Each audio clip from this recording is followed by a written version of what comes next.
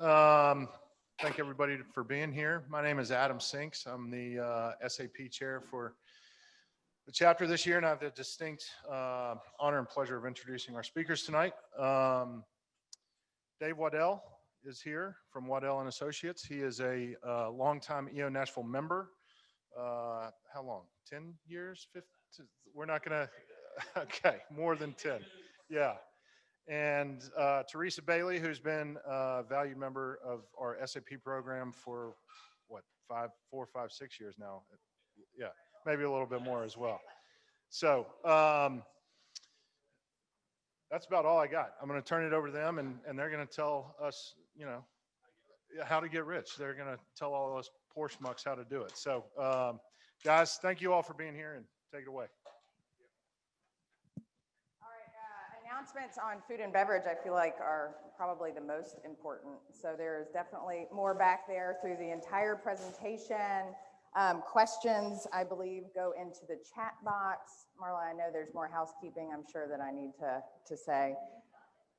This presentation came about really through dialogue with David and I about what a challenging year this year has been in decision making and a lot of the behaviors that we see just on a normal course of business and trying to help people get rich. Because really, I'm all about the touchy-feely stuff. I'm going to cover the emotional and behavioral stuff, but really this presentation today is about how to make money. So when we talk about rich, we're talking about cash money today. So as we talked, as we talked about that and just some of the things that really stood in the way of our clients and great decisions were behavioral. And a lot of those for small business owners and entrepreneurs can be a little bit more intense when you throw a pandemic in the room. So we were bantering about what perhaps a presentation would look like. And we said, well, let's just tell them why they're not rich yet and how they can be. So it's going to be a little bit bold, which huge thanks to our team, Nicole Bean and Karen Rowe in the back, for putting together these cute little takeaways, soothing ones. The virtual attendees will make sure you get some at some point. We'll get with the EO group. But if we bruise an ego or anybody's feelings, these are for you to take home and use and soothe that. But really, we're here to help you guys understand a little bit more about how to optimize your balance sheet and get rich. So with that, I'm going to jump right in, unless you have anything to add, Mr. Waddell. You're doing great. Okay, good. Love to make the boss happy. All right, so brief bio on David, a little bit of a formal one. I gotta stand back to get all his doodads and credentials in. Son of an entrepreneur, his father, Duke Waddell, actually started Waddell and Associates. MBA from Babson, the #1 entrepreneurial business school. He started 2 nonprofits, 2 for-profit businesses, member of Vistage, EO, YPO, board chair, Epicenter Memphis. If you're not familiar, that's a program for entrepreneurs in Memphis. Board member, Launch Tennessee, CEO, chief investment strategist. I didn't even put it all on the list, but these are the top highlights. My little video one in comparison. I'm educated corporate finance, 15 years in the financial planning industry. I have all the doodads, certified financial planner. I also do planning in the divorce arena. And I actually started in this business as a COO and decided I liked working with clients and moved up to CFP and financial advisor. And now wealth strategist, thanks to David bringing me onto the team. But because this is EO and we all get to be vulnerable together, and we're going to talk about behavioral stuff, here's my EO version of a bio. Your DISC assessment, really all of the behavioral ones in the top right, if there's one that maybe is the jerk or the a-hole or the abrasive one when you're under stress, that'd be me. Enneagram type, I know everybody's into this right now, so I'm just gonna lay it all out there for everybody. And part of my bio is just the School of Hard Knocks. I don't have a lot of the advanced degrees, but my grandparents actually owned pharmacies in Mississippi. And my grandfather died in his early 50s and there was no planning done. So as I grew up, I experienced what it was like for small business owner family to lose all of the wealth that they had amassed. Mom passed away when I was little. My dad got remarried, divorced, organ transplant, loss of my own scholarship. My sister passed away. failed partnership at my prior firm. All in 1 year, I did my own divorce, got my dad through hospice, relocated, and I land on the soy allergy because out of all of them, this one is the one that ticks me off every day. And Marla in the back, I'm so sorry that you have to deal with it too. Soy is in everything. Excuse me. So pretty much every day I'm problem solving on just how to eat. And my normal state of emotion is now hangry all the time. So when I'm making financial decisions, typically I'm also hangry. So for these reasons, my nickname in the office is the financial Mary Poppins. So because I've sort of been to the school of hard knocks and gone through all of these life events, plus the fact that my natural state of being is drive, drive, go, go, go. Whenever there's a problem, no matter how messy, I can come in and that's what I love. I love the challenge of it. So bring me a pandemic, I'm prepared for it now. All right, why you're not rich yet, number one, because you are an entrepreneur. So we're just gonna start there, and this is why we have the bath salts. You guys are wired for amazing out-of-the-box thinking, right? Drive, same thing, give you a problem, you're gonna work right through it. But also because of those things, as I'm sure each of you are self-aware and think about, there are downsides to all of those wonderful driving forces that you have that cause you to make intuitive decisions, work through a problem, not take no for an answer. In the financial world and making your own personal financial decisions, you're also human, which means you're gonna have biases. These are unique to humans, and they're illogical preferences or prejudices, right? So when you are faced with a financial decision, because you are a human being, you are gonna have flawed thinking, either cognitively or emotionally. We all have it. I've not encountered a client yet that did not. Being able to work through your awareness when you're hitting a wall that is flawed thinking is a lot of what stands in the way between you and an optimized balance sheet. So I posed this question in the beginning, and we'll come back to it throughout the course of the presentation. As an individual, do you find it is easy for you to take advice and find good advice from others? Do you have advisors everywhere and you're solid and you believe everything that a business professional that you work with, not just some random one, but that you work with tells you? Or do you find yourself challenging their opinion? The value of advice, actually Vanguard did a study to try and quantify that. So if you're a DIY, you don't ask for advice, or you're questioning advice, if you don't take advantage of it, what does that really mean to your balance sheet? More importantly, if you do, they want to know the results so they can put slides like this together. All right, in Vanguard's, they call it Advisor Alpha. How much additional return can the advice of a trained professional add to your investment portfolio in this scenario? Dave is going to talk a lot about balance sheets, but this is really liquid investments. In suitable asset allocation, they found it was greater than zero. There's an asterisk there because it's a little bit more unique, so they didn't assign a number to it. Cost-effective implementation of investments, that's your expense ratios you hear a lot about. So those mutual funds that were under attack for a long time, that's what we're talking about there for their fees. Asset location is whether you have your money in a taxable account or a retirement account. Total return versus income investing. As you see, these are 0.4%, anywhere from 0 to 0.75%. Wealth management, they went in and looked at some of the decisions that are made on rebalancing. So if your equity side of your portfolio does good, rebalancing some of that over to your bond side of your portfolio. And also your spending strategy in retirement. Rebalancing was 0.35%, spending strategy was 0 to 0.70%. The very bottom, I saved the best for last, since that's what we're going to talk about today, is behavioral coaching. With advisor guidance, you can add 1.5% additional return to your portfolio. So what exactly is advisor guidance? It's having conversations during times like a pandemic, a death, or a divorce, where we help you work through that. I don't know if you've seen this movie, all the different emotions that you have. Sometimes you're overly happy and you just want to buy it all. And sometimes you're really angry and you just want to liquidate everything. Same thing when you're sad. Maybe you don't want to move forward or make a decision at all. So that advisor guidance and behavioral coaching is really all about managing your emotions and making decisions. 1.5% compared to all the other math stuff that's going on above. So huge difference, huge value in having a person. Pardon? Annual? Annualized return. What is behavioral coaching? This is the most simple way that I could find.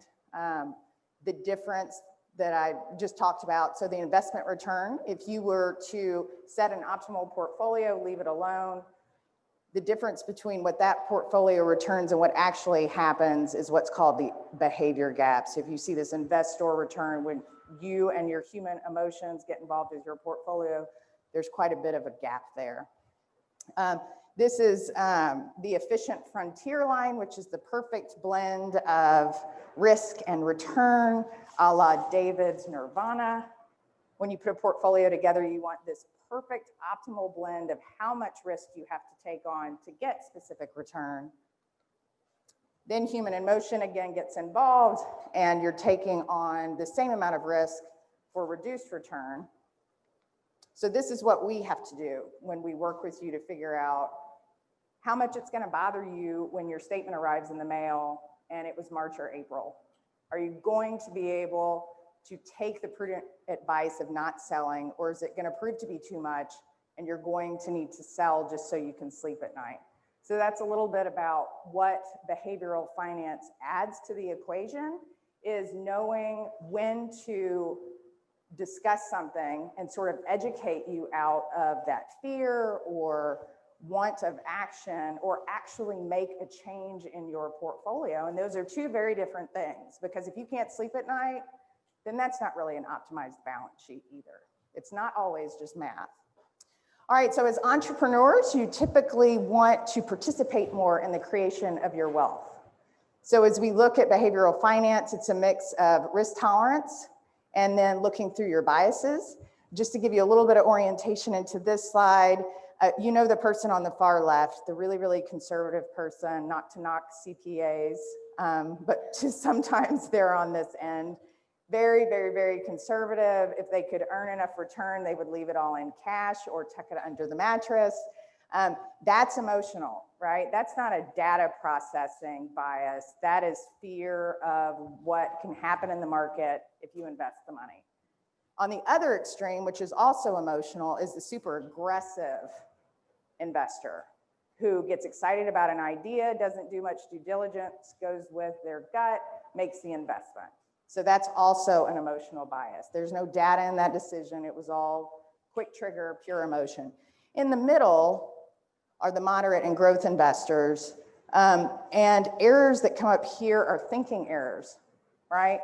In data, a lot less emotion. These are the people that, you know, are in spreadsheets more and do think about a decision in a non-emotional way.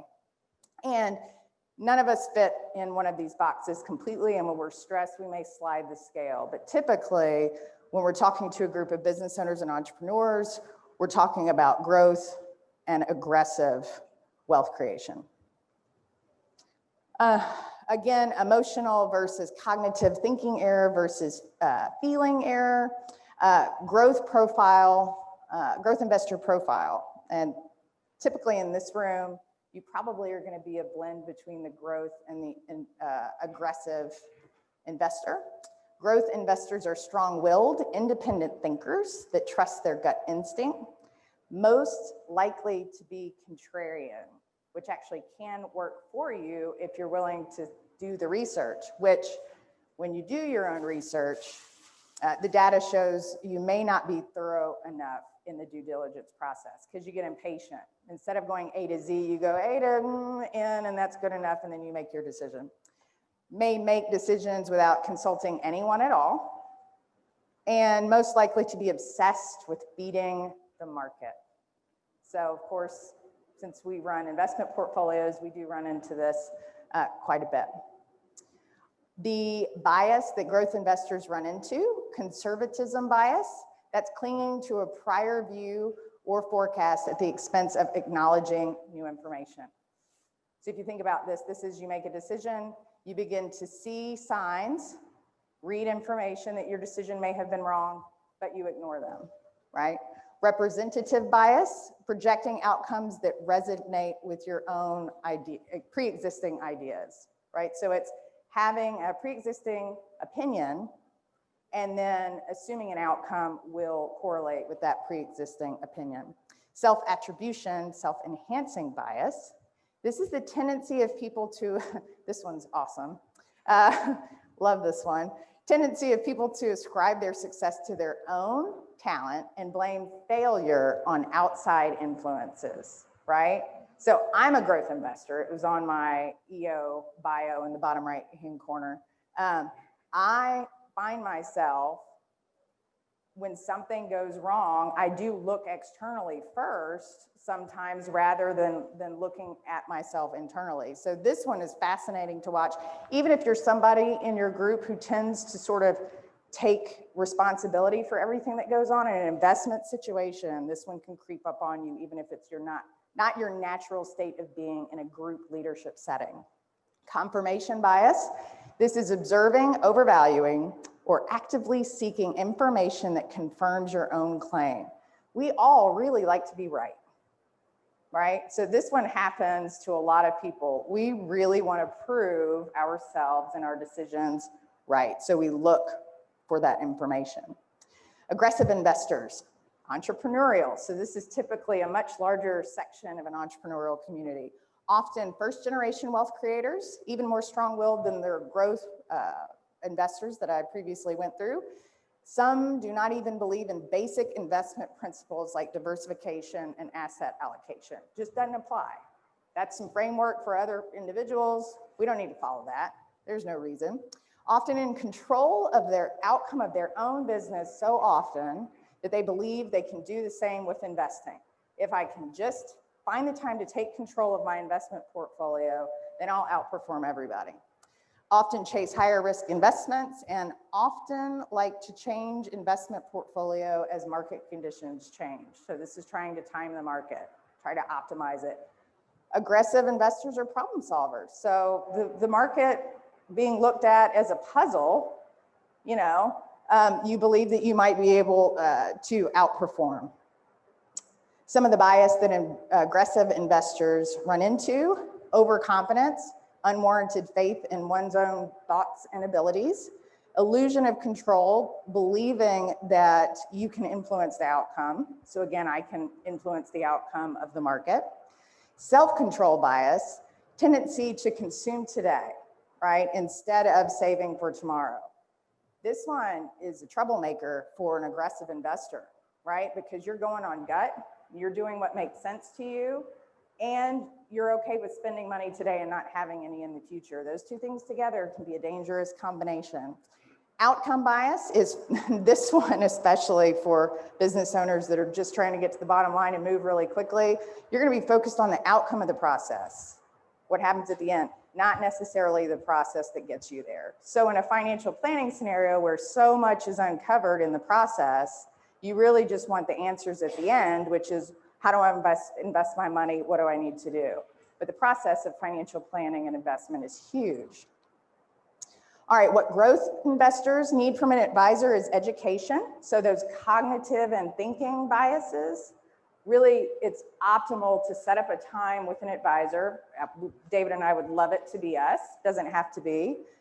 You do need an advisor to help you through both growth and aggressive investors, because you've got these biases that you're running into, and in your business, you're running so fast, you need help on the personal side. So when you meet with a professional to help you with your wealth, a more growth-oriented investor needs to look for somebody who can clearly deliver the data in a way that they can understand it and learn from it.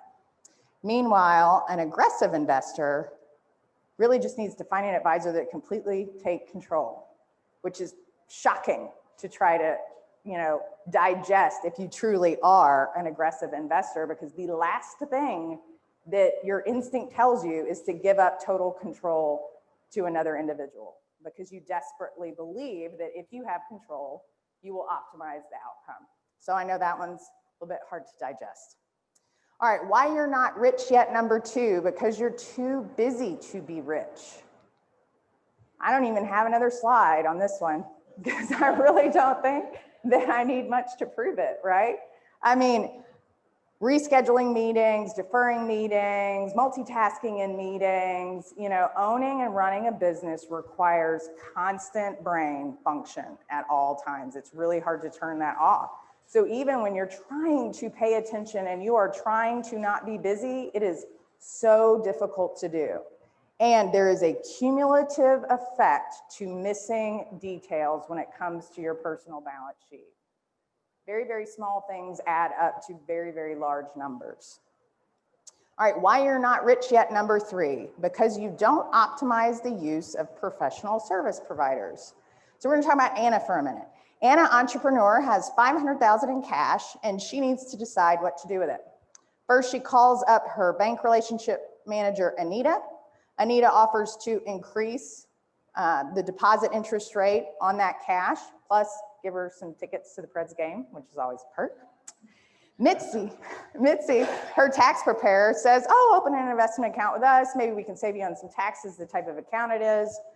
She then calls Matthew, her financial advisor / insurance agent, and he tells her she really needs to focus on what she's going to do for retirement income, and she should consider this whole life insurance policy thing and maybe a variable annuity. So all 3 sections of her life where she uses a professional service provider, in themselves, not terrible things to consider. What will Anna decide to do with the cash? Because after all, after 5 long years, her business is finally beginning to cash flow. So it's $500,000. This is a big deal. She's been starving. Anna decides to pay off her condo mortgage and avoid the 3.5% interest rate. She owns her condo now, free and clear if times get tight. She doesn't have a mortgage note, so it doesn't seem like it's a terribly bad idea, right? The problem with it is that none of the other professional service providers stop to ask her the questions about her personal life that may give her the keys to figuring out what the optimal use of $500,000 at that point in her life might have been. So Anita's parents are ill and they live on Social Security. She's an only child. While she's not required to spend any of her money on their care, she's really had her head in the sand. She didn't want to think about it. She didn't want to think about what's going to happen next. Anna's only liquidity was that $500,000. She now has a little bit in her checking, a little bit in her savings. And Anna's only debt was her mortgage. And many would argue that a mortgage at 3.5% is really an asset. So at this point, as Anna looks back, $500,000 in that condo, where it's now illiquid and she can't get access to it, was that really the optimal decision for Anna? David, was it? All right, thank you, Teresa. All right, so that's the behavioral side of it, which is going to filter into the math, and I'm going to do math. So my favorite time in my life might have been grad school, sitting in the horseshoe doing case studies. So we're going to do a case study, number 1. Number 2, I'm going to deputize all of you as wealth strategists, right? So we're going to put on our coaching hats and try and figure out how to make ourselves rich. So in my mind, the reason why you're not rich yet, which is provocative, but that's why you're here. So hopefully you don't take offense at that because you're mostly rich. But most of that is because you don't have a strategy outside your business, right? I mean, I'm an entrepreneur too, spend a lot of time on the strategy inside the business. The question is, do you have a strategy for all your other stuff? Or do you spend all your time strategizing about your business? Because you're all very effective at that. So here's what we're going to do. I picked a gender neutral name. You can think of this as Edie or Eddie, whichever you want it to be. We'll swing back and forth between the pronouns. And so we're going to go inside Eddie's world or Edie's world, whichever suits you. All right, here's Edie's world, okay? She's got a company, right? Edie Co. She owns some stocks and bonds, kind of 401k. There's some stuff in there. Loves other entrepreneurs, right? Sucker for a salesperson, just rooting for the group, understands the psychosis.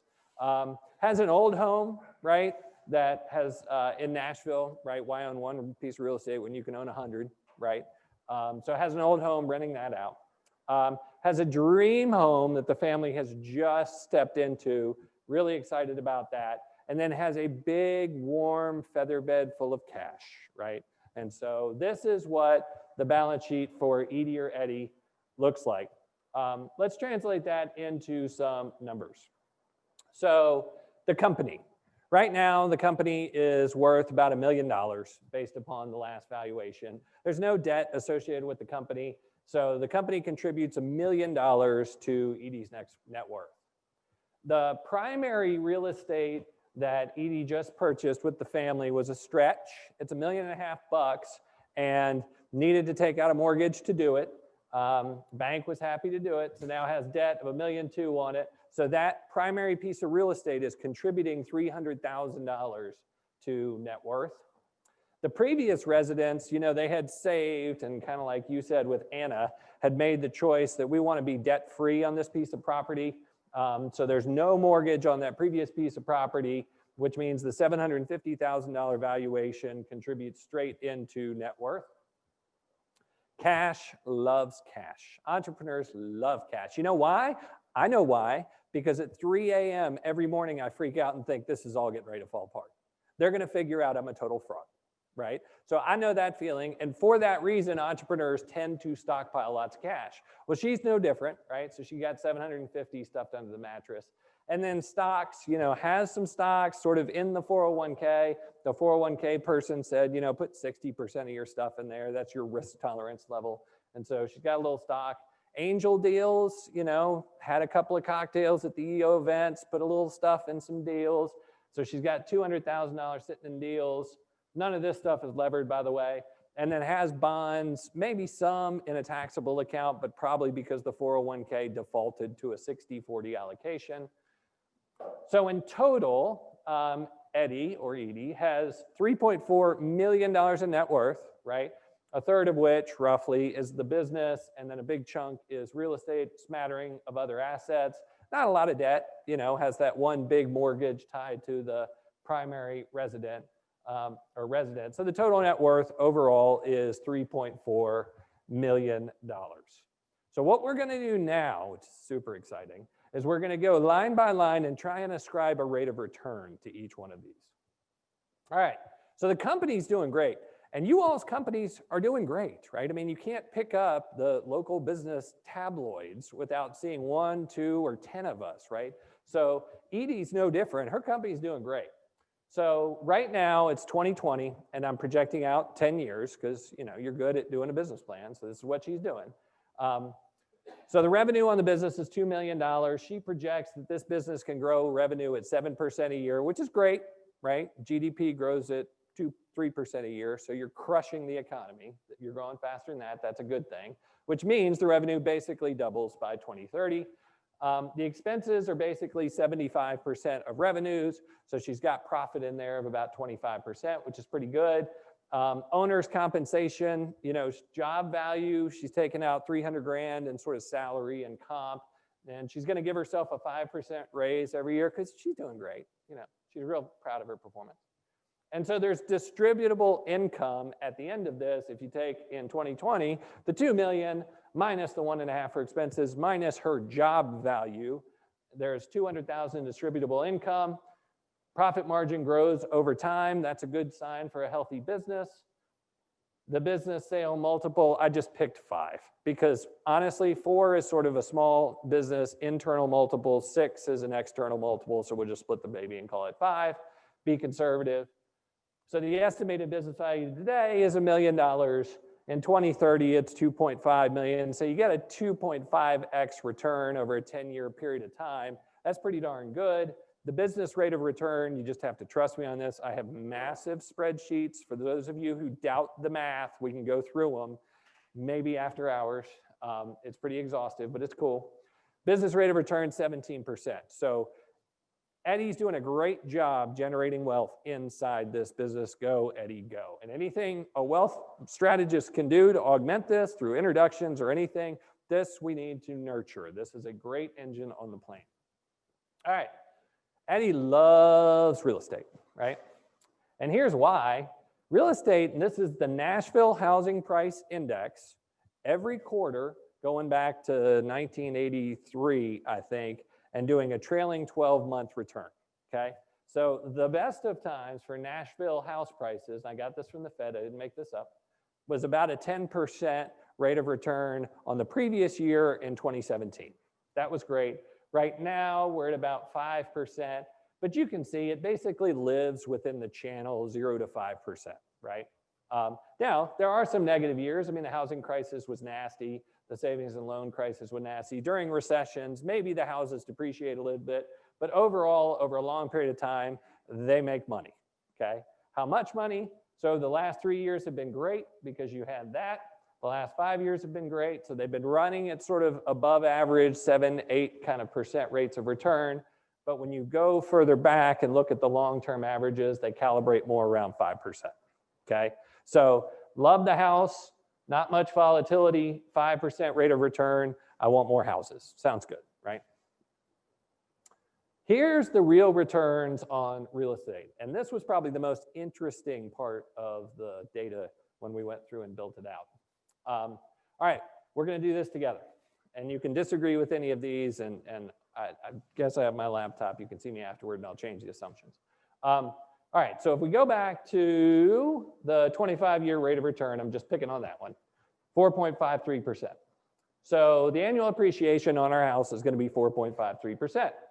The mortgage rate right now, if I went to rate.com, which I did yesterday, and said, what can I get a 30-year jumbo, and forget all the teaser rates and everything, it harmonizes around 3%. So we're going to get a 3% mortgage rate. Annual maintenance, that sort of varies. I mean, the maintenance on the property that I had in Memphis, it was 2 acres and lots of square feet and blah, blah, blah. It was nauseating. But if you look at average maintenance estimates, they run around 2% of the property value. So we're going to buy this place for $1 million in this example. Monthly rental rate, if we choose to rent it, we're going to do it at a 5 cap rate. So that would mean we'd get, or a 6 cap rate, about $5,000 a month in rental, which is pretty good. Annual property taxes, I took this off the interweb. I don't know if y'all knew this, but you had a property tax increase in Nashville. Now, before you feel too bad about it, you're still half what Memphis pays in property taxes. Memphis is at 8, Nashville's at 4 and change. Brentwood is at 2.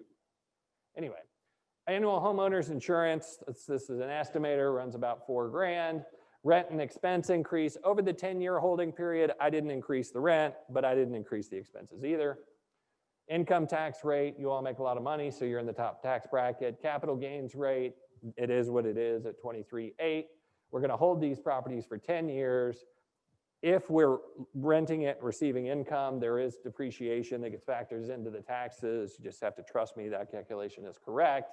And then ultimately, at the end of it, you sell the property, you have commissions, you have final costs. So these are all the assumptions that are going to go into the model to tell us what the internal rate of return is really on owning a piece of property. Is there anything on here that anybody wants to protest or disagree with? Fantastic. Yes. How old do you want Edie to be?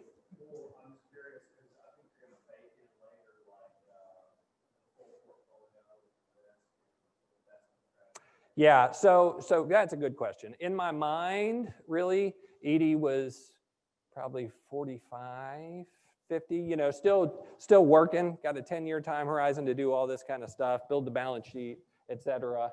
And we'll get to this, but I didn't factor in additional savings. I just froze it as a point in time. We're going to optimize it, see what the difference is. All right, so the net rate of return, this may surprise you, but people always overestimate the rate of return on real estate because they don't factor in all the expenses. So with this house that was $1 million, if you buy it with cash, agreeing with all the assumptions, then the annual rate of return on the thing's about 1.1%, right? And you've tied up $1 million in cash. If you put 20% down, so you put a couple hundred down, you lever the rest. When you factor in the cost to carry, the taxes, the mortgage, all of that, and you subtract it from that 5% annual rate of return, it's actually flat, right? But you freed up the capital. And if you can use that capital to go chase higher rates of return, then it becomes accretive, right?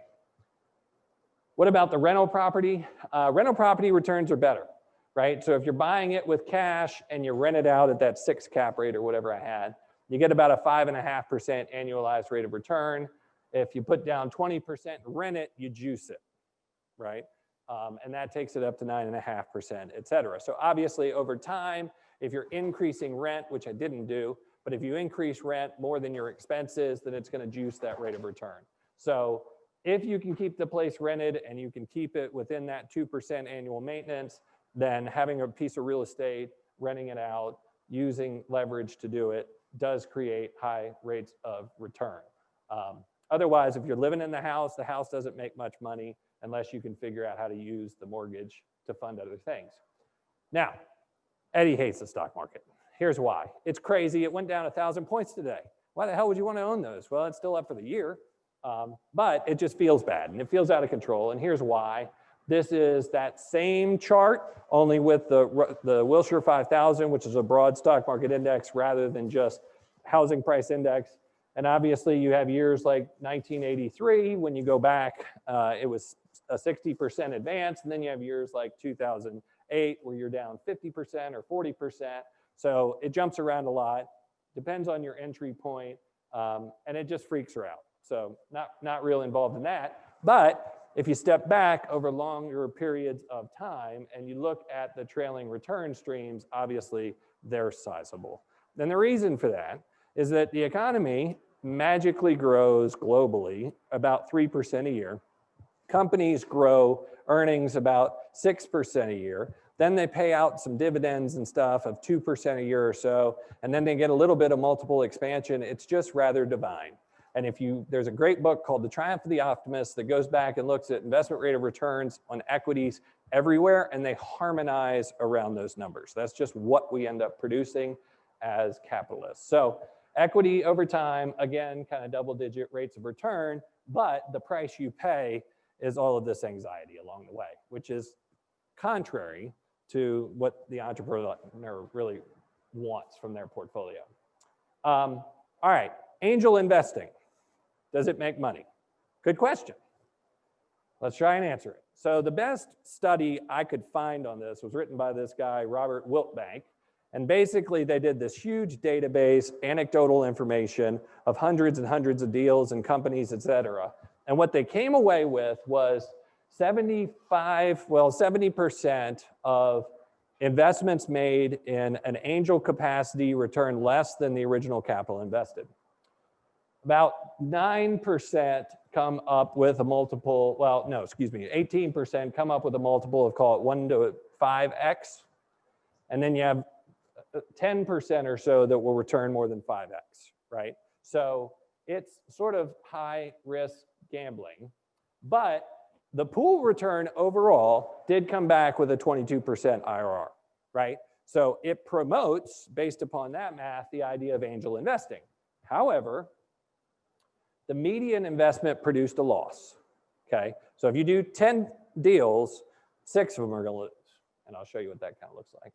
10% of the deals generated really the majority, 85% of the cash that was harvested out of the angel deals. Now, your probability of success, and I'm sure everybody in here has done this, I have. So in a deal that I funded, it was a company that I helped found. I was extremely involved. We met weekly. It was successful. It was within my field of expertise, and I was an active contributor from a management perspective, from a strategy perspective. That deal worked. The deals that I've been involved in where I'm passive, they don't tend to work. Not only that, but if you're going to be an angel investor, you have to commit to it to actually see the rates of return, right? So optimally, the study says you should own a minimum of 10 different deals. 20 is the better threshold so that you do have the opportunity to hit some of these unicorns. The rate of return, when you're projecting out the rate of return on your balance sheet, is basically unknowable. You just don't know. So this is what it really kind of looks like. So let's say that Edie put 200 grand across companies, and the study actually argues that you do it in equal increments, right? Because the outcomes are so uncertain. So let the law of averages play out. So she put 20 grand in 10 different deals. 5 of them turned out to be jackasses. They went to 0. 3 of them turned out to give back half the capital. Mules, maybe? I don't know, mules. 1 of them came back at 3.5x, right? So that'd be a thoroughbred. And then you got to get one of these. You got to have a unicorn. That's what drives returns. So if you're going to be an angel investor, you really need to prioritize trying to find the unicorns. I had a friend. He opened a vegan restaurant. I knew it was a stupid idea. I gave him the money anyway. Why? Because it was philanthropy. Did it fail? Hell yeah, it failed, right? It failed quick. It failed fast. I still can't get the K1s. The accountant's pissed off. That was philanthropy. That was not an investment, right? And I knew that going in. So think about this. If you're really going to pursue these things, you need the unicorns. Eddie loves cash. Okay, do I have any bankers in the room? Any bankers on television? No hands in the room. All right, I got these numbers from a banker. I won't tell you which one. All right, so banks love your cash more than you love your cash, and here's why. You may be afraid of leverage, but they are not.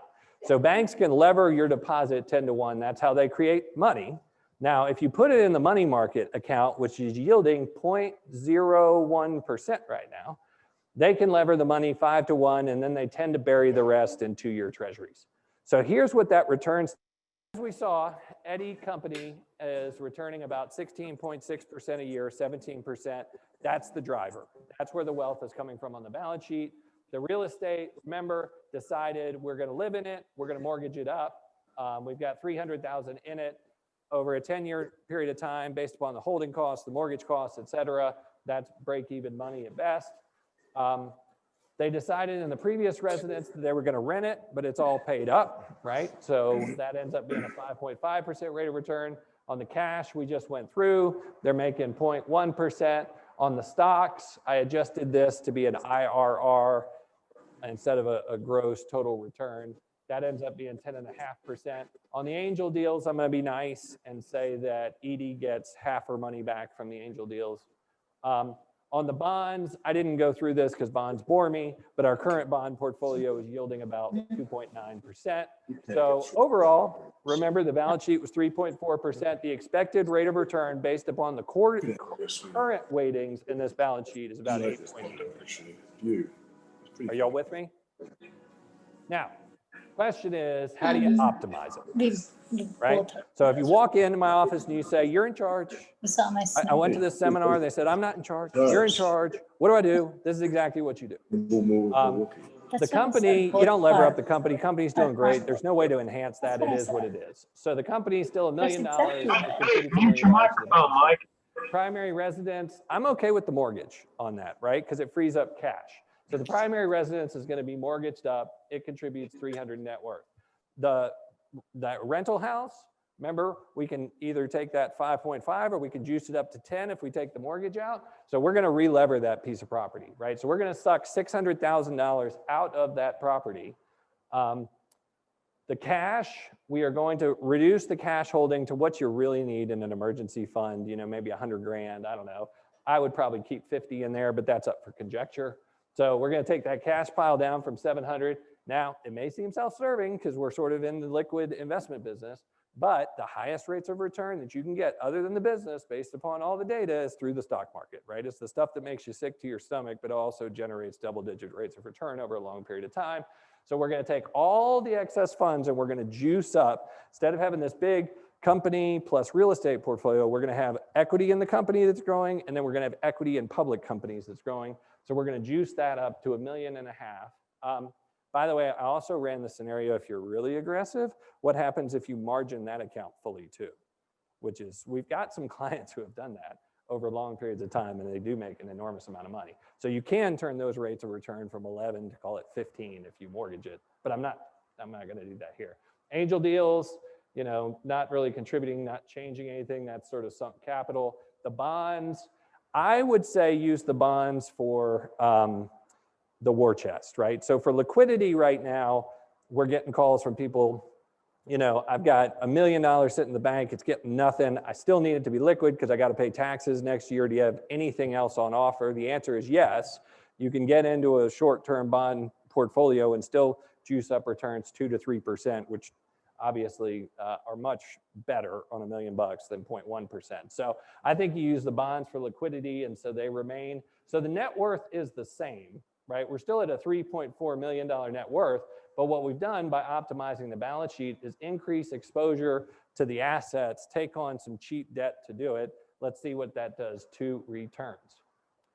So this is the optimized balance sheet. The rate of return goes up from 11 or from 9 or 8.9 to 11.2, right? Pretty significant, because what we've done is we've poured more money into this asset class, and we used some debt to do it.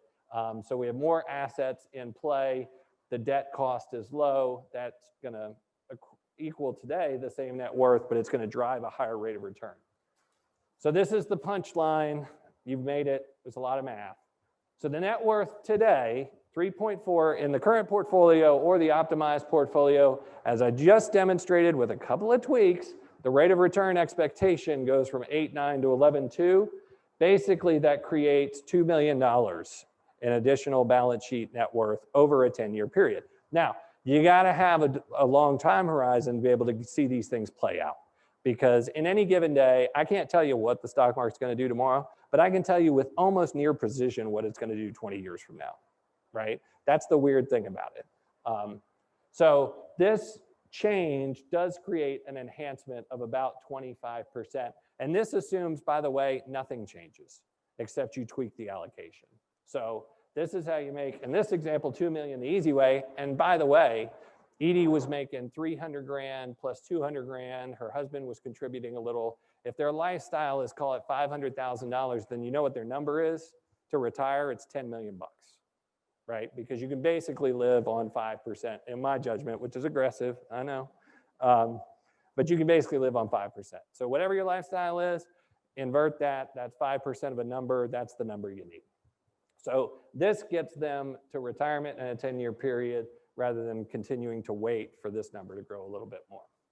All right, so here's the bottom line. How to become rich, or how to get richer. Number one, listen to your advisors. Just give her the keys. I think it's really important that we all track our businesses for their return over time, right? There are businesses that entrepreneurs get involved in that aren't really all that accretive. I mean, if we got into the buggy whip business right now, we might be really good at it, but that doesn't mean it necessarily generates a rate of return. And if it doesn't, then it's time to change businesses, right? You're still the same entrepreneur, but maybe there's a higher return business you can get into. So I like the idea of tracking your business like an investment. Mortgage or real estate. I mean, the mortgage rates right now are 3%. Let's just lever the hell out of it, please. So don't buy anything with cash. Invest in the stock market. Do not trade the stock market. I can't tell you how many conversations I have a month with people who say, look, I read something, this thing's going to zero. In fact, I was on Fox Business yesterday, and this article had been floated around, we're going to have a crash like 1987. Awesome. If we do, it'll last 3 months. When it's down 25% on a Monday, we'll lever up the portfolio, and on the way back up, we'll get spectacular returns, right? So it's going to do this, but trying to time that is almost impossible. Limit low-yielding cash holdings. These cash piles are really good for the banks. They're really bad for you. Use higher-yielding bond funds to get rates of return on the stuff that you need for liquidity purposes. Only do unicorn deals. You're welcome to invest in the vegan restaurant on the corner, but do it out of the kindness of your heart as a philanthropist. If you want to really play in the angel game, it needs to be, call it 10% of your net worth. You need to do deals in equal increments, and you need to do about 10 of them for the math to play out. Does that make sense? I know I is one, right? So I've been involved in this. And then liquidity is a big issue. I think that's a dimension that entrepreneurs don't pay enough attention to. Cash on hand gives you and it doesn't have to be cash, right? Liquid bonds, liquid stocks, whatever, are still liquid. You can sell all that stuff. But having liquidity gives you the opportunity to take advantage of both crises and, of course, opportunities. If it's buried in a big piece of real estate, again, like your example, if something happens to the folks and they get sick, And you've got to go get liquidity somewhere. So I'm a big fan of keeping liquidity on tap. And I think from a time perspective, how are we doing? We have time for questions. I know that was a lot. You are deputized as wealth strategists now. Who's got their balance sheet optimized? Raise your hand. No. Whose business is kicking ass though? Raise your hand. Yeah, see? It needs to be both. You need to have both engines on the plane spinning. And entrepreneurs, I think, are fantastic at running their business. I just think that they get lost in running the balance sheet. Yes? Is there a stage of life where you do have real estate, investment properties, it's nice to have debt go away? Is there a stage of life where you prefer to get the debt removed from real estate properties? Yeah, you're I mean, older? it goes back to if you fulfilled all the financial obligations, then do you start de-risking? It's sort of like people who don't have bonds in their, or do have bonds in their portfolio can sort of afford to have bonds in their portfolio. So it comes back to a certain stage of what your balance sheet total is, right? So there are some in EO who have larger balance sheets to support their spending than they need. And if they do, then you can afford to sort of de-risk, right? And so that would be an example of, it's a point in time analysis. I had a conversation with a client the other day, plenty of money, knows that there's going to be another stimulus, there's going to be a vaccine, knows that the stock market is going to go up, but just doesn't like that volatility. And at this point doesn't need it. So yes, it goes back to doing the analysis and figuring out what rate of return you need to make all your hopes and dreams come true. If it's 3%, then you can just de-lever everything down. If it's 10, then we got to lever up. Leverage is the most important factor. That's what separates the sheep from the wolves, right? I mean, leverage is the thing. And my dad used to say, David, you spend so much time thinking about the income statement, all that matters is the balance sheet. And he's right. Yeah. Your analysis kind of suggests I'm to invest in real estate and stocks, right? And I get that. But both asset classes seem so expensive right now. So has the train left the station? I mean, I think it's interesting on the real estate side that Nashville's growth rate has petered down to 5%. I think that's really interesting. I don't know if that's because there's so much supply that's come online. I don't know why. Somebody smarter would have to tell me that. So is real estate overvalued? Maybe. It's always situational. It's always property by property. Are stocks overvalued? Maybe, right? It depends on where you're looking. So the emerging markets are trading at 14 times right now. Value stocks, if you look at financial stocks, they're trading basically at relative levels they hadn't seen since, way back in the great financial crisis. So you can find pockets of value, but if you're looking at the NASDAQ, which is up 30% this year after being up 35%, I mean, you're in the silly season. But what I think happens is you get a great rotation. So I think values will matter again. And we think of it as a market of stocks instead of a stock market. So you can go down the cap spectrum. You can move towards cyclicals, industrials, financials. You can move offshore. As we've talked about, I think the dollar gets devalued. So you can find value. But if you bought the S&P 500 in 1999, it was Blue Mondays for 10 years. But if you bought the small cap value index in 1999, you made a ton of money over the next 10 years. If you bought the emerging market index, you made a ton of money over the next 10 years. So I think the headline indices are overvalued. I think you got to be selective. But I'm actually very bullish on what I think the market will produce in those selective areas over the next 5 years. I think it's 2000 again, which means there are losers, but there are winners too. And I think real estate really is a deal by deal kind of basis. And it depends on the cap rate, right? So if the cap rates get down to 2%, then on an investment piece of property, it's going to be hard to earn rents that justify the carry cost. But if the cap rates are 5 and 6, it's probably okay. So I'm not buying real estate right now. I like stocks. I like to travel light.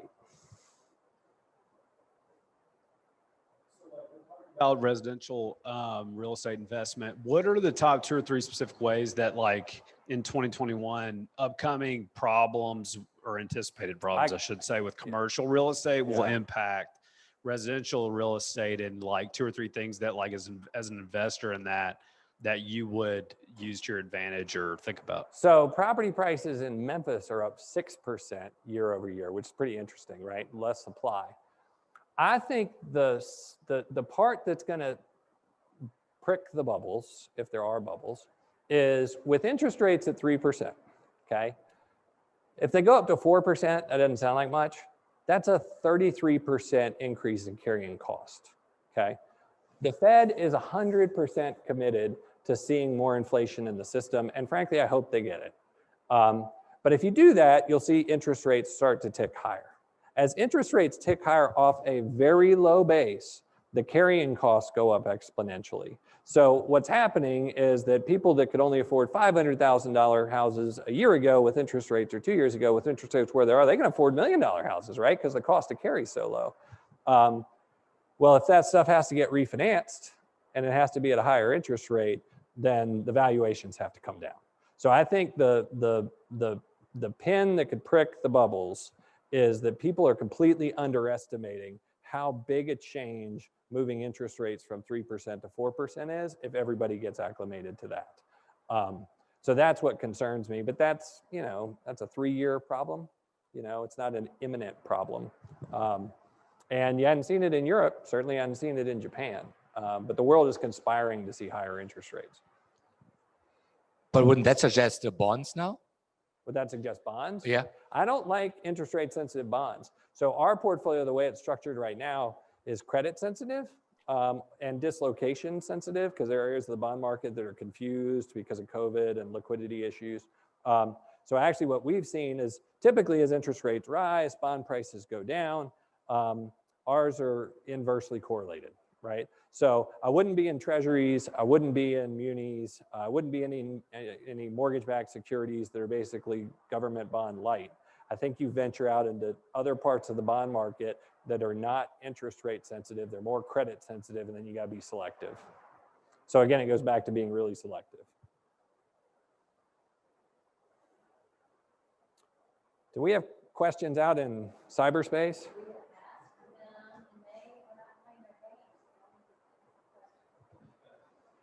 Anybody in here?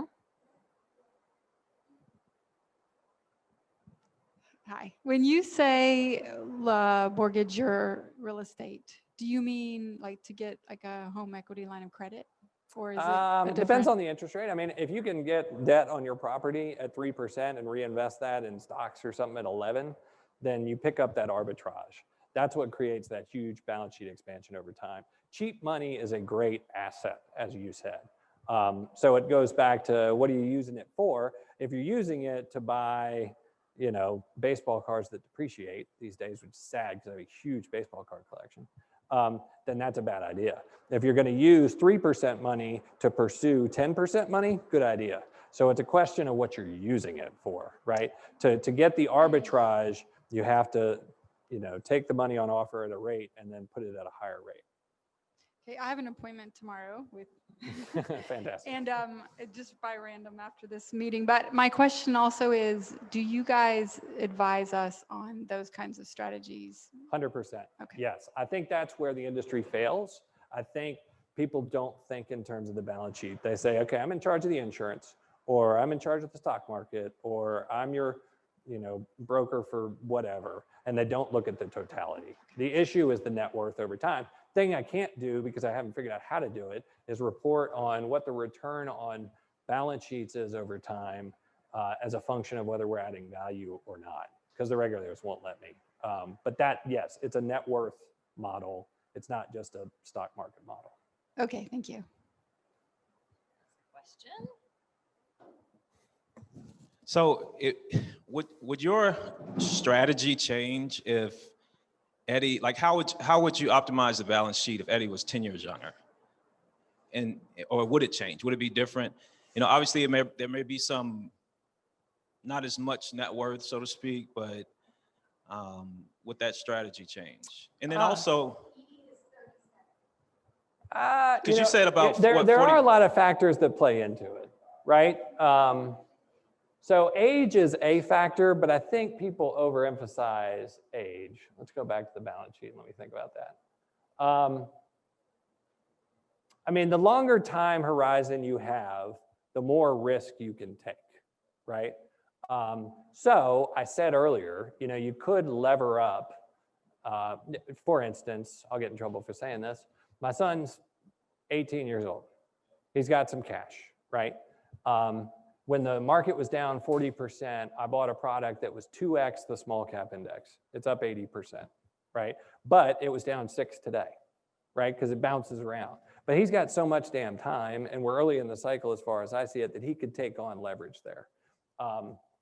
If you've got somebody who's younger, you can skew more towards assets that have higher leverage because you've got more time to work it out, if you will. So age is a factor. To me, it's an input. It's not the input. It's really, what are you trying to do? How big does the balance sheet have to be?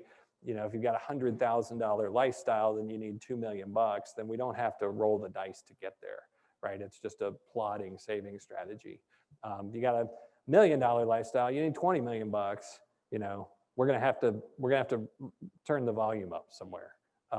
So I think it's an input, but it's not determinate. You have some people in financial planning who are not as thorough, who say your age is the amount of stocks or bonds you should have in your portfolio, right? And therefore, if you're 80, you should have 80% bonds and 20% stocks. Well, maybe that's right, maybe that's wrong. I think that's a dumb way of doing it. And then you have other people who say, what's your risk tolerance? How do you feel when the market goes up? How do you feel when it goes down? And they use that to construct. That doesn't make any sense to me either. How much money you want, right? And then let's go build the portfolio to do that. And what rate of return is required? And if that rate of return is 20%, we either have to dial in the expectations or we have to lever something up even more, right? And then know that it's going to do this along the way. So I think age is an input, but it's not a determinant. In your opinion, are rental properties as alternative to bonds as you move closer to some semblance of retirement?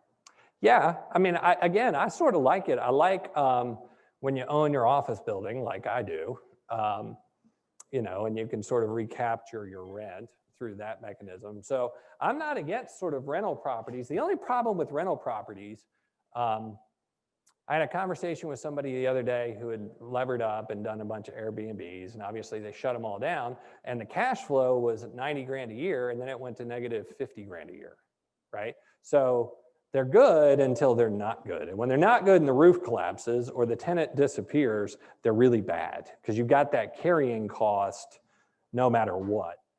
So I'm a fan of it, but it doesn't always work out. So there's got to be enough liquidity elsewhere where if they tip upside down and they start hemorrhaging money rather than printing money, you've got the capital to service them, if that makes sense.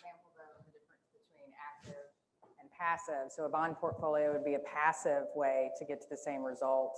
Rental real estate would be an active participating way. So that really also speaks to your, preference as an investor and the downside. Yeah, I mean, I during the pandemic continued to pay myself rent, right? If I'd have been somebody else's building, might I have figured out a way to shave that rent down a little bit or skip a payment? Or I mean, probably not, but I would have thought differently about it.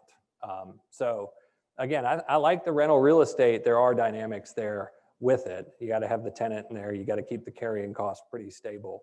But we have clients that have built a lot of money levering up properties and having multiples, and they're good at it. But you got to be honest about the rate of return. Sometimes it's not accretive, and it's a hard way. There are lots of different ways to get to 10%. Why make it hard? Yeah. Your example was fairly static over 10, 20, 25-year time horizon. I mean, do you have a particular strategy for entrepreneurs or investors that might sell their business or sell real estate, or they find that unicorn, they have a massive hit? Any particular kind of advantageous tax strategies? Yeah, I mean, we're always looking at the tax stuff, and that's going to get super weird next week or whenever they figure out the election either way. because we are going to get another stimulus. We will run 30% budget deficits, and we got to figure out what to do about it. So tax strategy is a huge component. And by the way, I did run all these rates of return for after tax as well. So I have that. And the differential is not too dissimilar between the two, but there are optimizing strategies. I think the big takeaway from this, and probably in the conversations I've had with an EO, YPO, et cetera, that ends up being most useful to people is your hurdle rate on an investment decision should be 10%, right? Because over time, you're gonna get that here, right? It may not feel like it, but you do. So if you're gonna make an investment decision and you're gonna pull money out of this bucket or out of any of the other buckets, that's your hurdle rate. So anything you're analyzing needs to be a 12%, needs to be a 15%. You need to see a pathway there, feel confident to pull the money out of here to pursue it, right? So the money that comes out of the liquid markets into angel deals, it's got to be a unicorn. You got to have a pathway to, I got offered one the other day. It was a company that's a shoe company, and they're going to do an auction sort of online, so that, like, my daughter really wanted Air Jordans, and she went to some site, and there used Air Jordans out there, and they were extremely expensive, and there was an auction marketplace. Anyway, the company is a prime target for an SPV, right, or a SPAC. So there's companies that are raising money, they're going to go public, and then they use that money to buy smaller companies. This is the last capital in kind of strategy. It's probably, you know, a 2x rate of return in 7-8 months or something like that, if it works, right? That meets the criteria, right?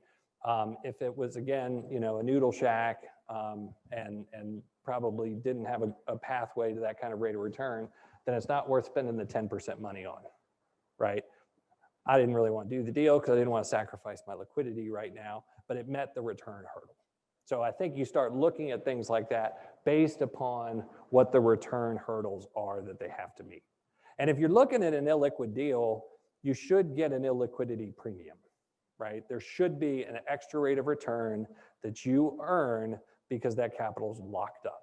So if you look at private equity, small venture capital funds, et cetera, if they're not offering you sort of a 15% annualized cash on cash return, you know, with reasonable confidence, then you just go away, because why lock up the money for 10 years?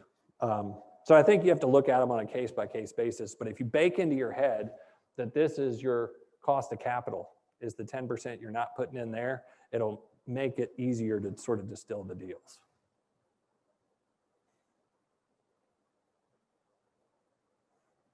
Isn't this fascinating? Sure. How much money do you have to have to invest in a vegan restaurant? Never enough. There's never enough. How much money do you have to invest in a vegan restaurant as a donation? All right, so every once in a while I get pressured by a client or something. I don't remember what I put into that deal, 50 grand or something I missed desperately. But it was a bad idea from the get-go. Now, you know why that restaurant failed? Here's why it failed. Because they went on the cheap. So they hid that thing inside a building, they got a cheap lease, nobody ever found it, instead of paying up and being on Broadway and testing the concept, right? So it was a dumb idea, right? I'm an entrepreneur. Teresa's, you know, on me about these things. No, it was terrible. It was awful. But, you know, the guy who runs Whole Foods was sort of around the deal, and the Subway guy was around the deal. I mean, there were things about it that were seductive, but I knew going in it was probably stupid, and I was right. I'm not going to tell you that.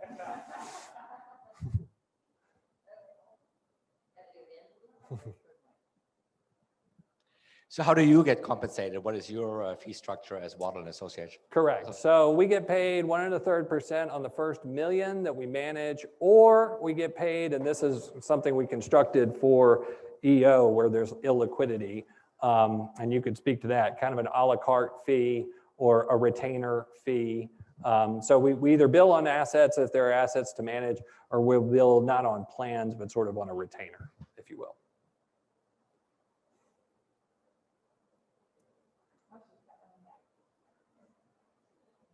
So when you all saw the COVID disaster coming down the tracks, did you advise your clients to take it out and put in their investments into cash, or to write it out? So this is how that played out. And I have one regret looking back at it. At the end of last year, we ran around inside EO, gave a presentation, said, recession 2020, what are you gonna do about it, right?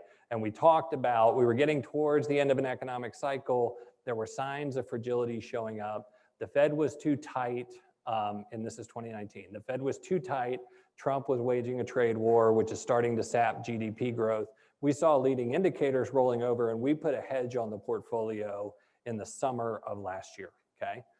We got into the fall, the Fed cut interest rates, so they started stimulating again. We took half the hedge off. So we still had a piece on the hedge on the portfolio, and I was waiting for the rest of the indicators to turn to confidently put 100% risk position back in the portfolio. COVID hit. The hedge ended up going up 80% or something like that.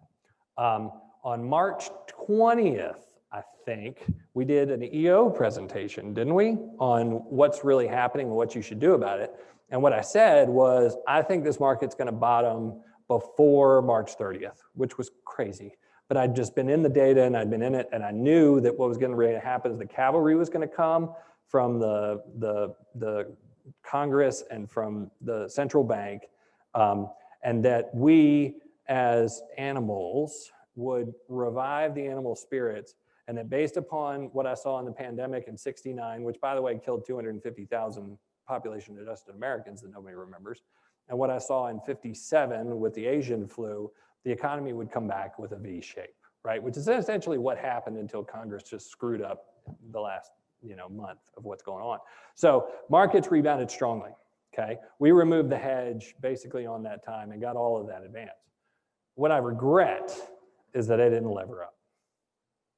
That's what I regret. Now, I would have pulled that leverage probably at this point, but no, we were buying, we were sellers in advance of it, and we were buying in the midst of it, which sometimes it's better to be lucky than good. So we were a little bit defensive going into COVID, but that was an accident. We were waiting for the economy just to show, the tensile strength of revival. So no, we advise those with cash to buy everything they could. And at this point, I worked a little cash in today. It's harder now. You got to take advantage of those huge market sort of every 10-year events to really be able to hedge correctly or leverage correctly. So it'll be a while before we see another opportunity like that, I think. But no, in those kind of downdrafts, I'm a buyer.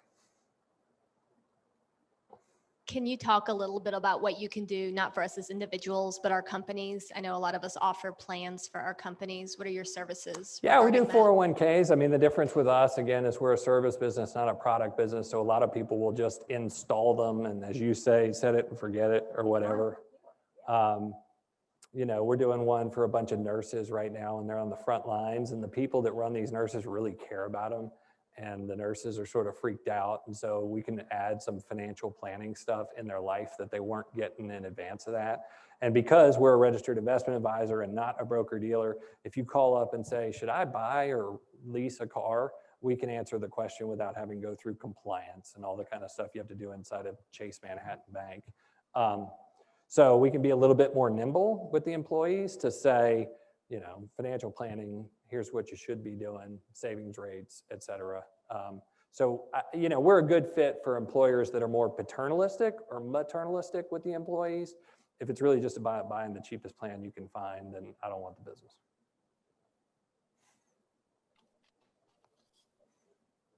All these questions. So awesome. For your clients, like, what's your opinion on like how you plan to hedge, or what considerations are you making for leading up till Tuesday, and then in the event of a contested election, like what plays are you planning on?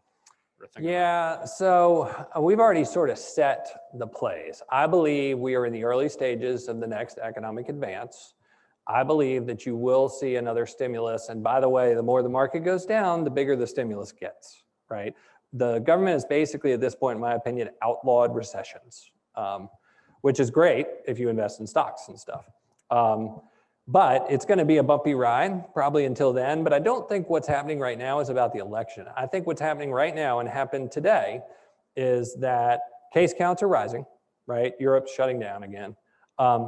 If the government is going to compensate us for shutting down, which is what they did the first time, it's awesome.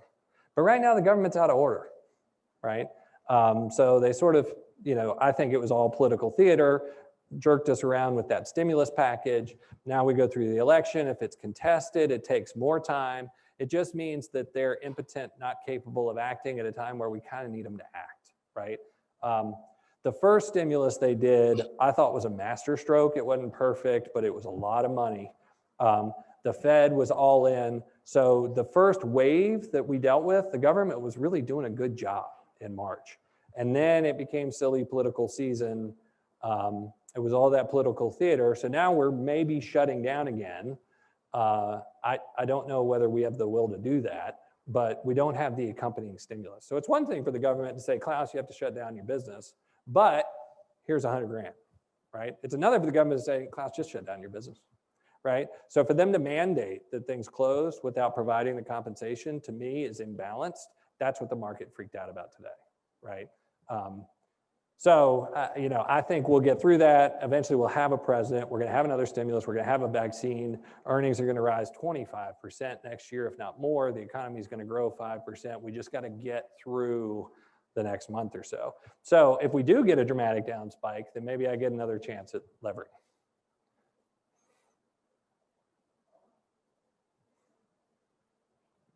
Do you think that the next stimulus plan will include any more PPP funds? Yeah, I mean, they're trying to unlock it now.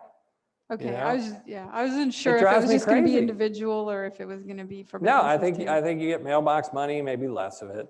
Depends, if it's a blue wave, then you get the mailbox money, you get the PPP, states get a bunch of money. They go to work on revising the tax code, which ultimately is probably a drag. But in the immediate term, it's just a grab bag of goodies. So if it ends up being Biden and McConnell, then you may actually get the best setup, which is where you get the stimulus and then you don't get the tax hikes, right? If it's Trump plus McConnell, then you get the stimulus, you get tax cuts, probably get lower stimulus because the states aren't going to get the grab bag that the Democrats would like to see.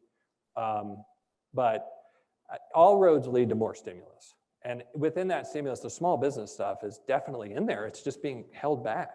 It's criminal, but it's being held back.